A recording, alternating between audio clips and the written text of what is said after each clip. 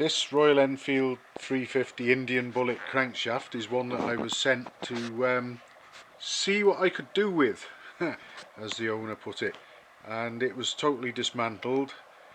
I've fitted the timing side shaft and done it up tightly. I fitted the crank pin and obviously the big end and conrod, and put the flywheels together, pressed them together and trued them, or tried to true them, and after much effort and many attempts, about the best I can get out of this is what we see here. Both gauges as usual reading thousandths of an inch, and we got one going up in steps of 5 thousandths of an inch there. This one actually goes up in steps of 10 thousandths of an inch. And I'll rotate the crank. We can see that the needles on both clocks are rising and falling, but they're rising and falling together. However, in the case of this crank, we've got that one rising and falling by about 6 thousandths of an inch,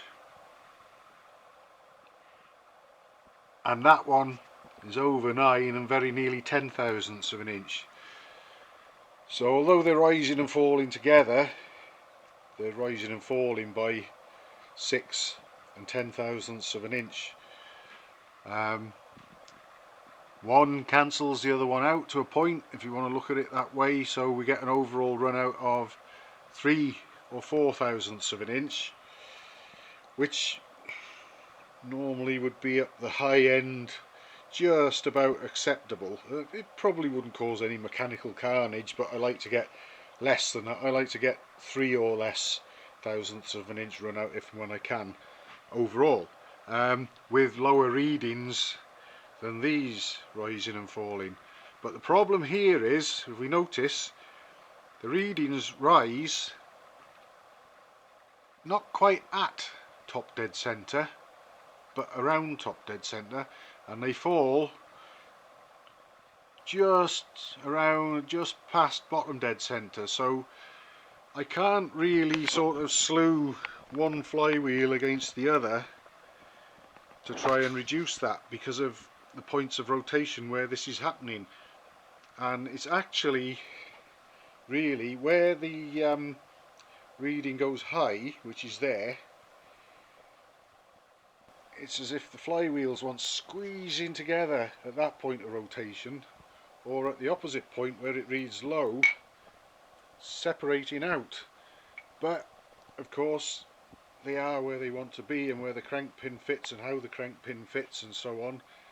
I think they've also possibly had a bit of a knocking about in their lifetime, and this may well be the best that I can do with this. And while it might actually fit in the main bearings in the crankcases and spin freely, what would happen is that up and down movement we're seeing there, those parts of the main shafts would be held in the main bearings, so the up and down movement would be transferred to the ends of the main shafts and to the flywheels as well. So far from ideal, unfortunately, this, but the best that I can do with this particular crank assembly. I will carry on trying and see if I can get something better than this, but I just think that it's the way that the nature of the fit of the main shafts into the flywheels and the nature of the fit of the crank pin into the flywheels, I really don't think that I'm going to be able to improve on that, unfortunately. But I just thought that I'd show one that perhaps didn't work out quite so well as I would have liked.